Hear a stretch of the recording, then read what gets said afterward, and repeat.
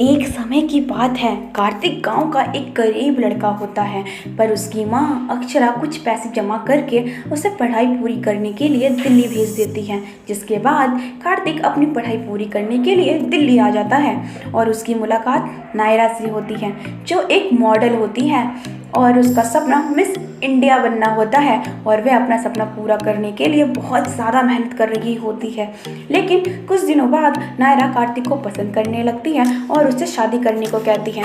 कार्तिक अपनी गांव आता है और अपनी माँ से नायरा से शादी करने की बात कहता है। अक्षरा मान जाती है और फिर दोनों की शादी हो जाती है। लेकिन नायरा एक मॉडल थी, इसलिए वह गांव में रहना पसंद नहीं करती थी, पर फिर भी वो कार्तिक की वजह से वहाँ रहने के लिए तैयार हो गई थी। लेकिन उसने अपने सपनों को नहीं छोड़ा था और वह मॉडर्न कपड़े पहनती और सुबह सुबह सड़क पर हाई हील पहनकर चलने की कोशिश करती।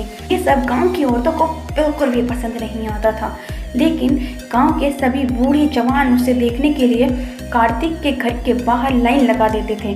कार्तिक को ये जरा भी पसंद नहीं आता था, लेकिन वह कुछ कह भी तो नहीं सकता था। नायरा की सास अक्षरा उसे ऐसे कपड़े पहनने से मना करती है और कहती है, गांव की सभी औरतें रोज उल्हाना देकर जाती हैं, मेरी इज्जत को तो तुमने मिट्टी में मिला दिया। नायरा कहती है, इंडिया बनना मेरा बचपन का सपना है, इसलिए मुझे ऐसे कपड़े पहनने ही होंगे।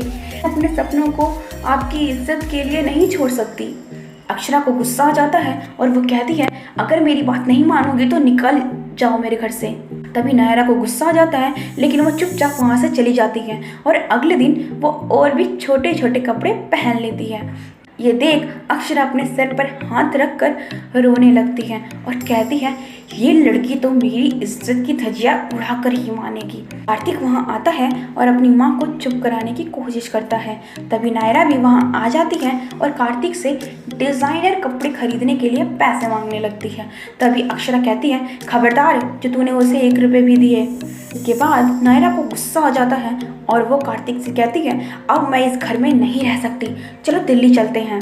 तभी अक्षरा कहती है, कार्तिक क्या तू अपनी माँ को छोड़कर चला जाएगा? कार्तिक नायरा के साथ दिल्ली जाने से मना कर देता है और नायरा घर छोड़कर चली जाती है। कुछ दिनों बाद अक्षरा कार्तिक से कहती है, पूरे गांव में हमारी बेइज्जती हो रही है, सब कह रहे हैं कि हमारी बहू घर से भाग गई, अब मैं किस किस का मुंह बंद करवाऊँ? जाओ और बहू को लेकर आओ। कार्तिक नायरा को लेने दिल्ली आ जाता है और उसे पता चलता है कि नायरा मिस इंडिया कॉन्टेस्ट में भाग ले चुकी है।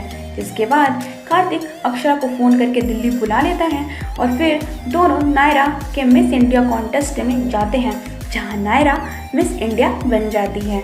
जिसके बाद अक्षरा नायरा से माफ़ी मांगती है और फिर तीनों साथ में खुशी खुशी रहते हैं। दोस्तों, आपको हमारी ये स्टोरी कैसी लगी हमें कमेंट करके ज़रूर बताएं और वीडियो को लाइक शेयर जरूर करें और जिसने हमारे चैनल को सब्सक्राइब नहीं कर रखा है सब्सक्राइब करना ना भूलें।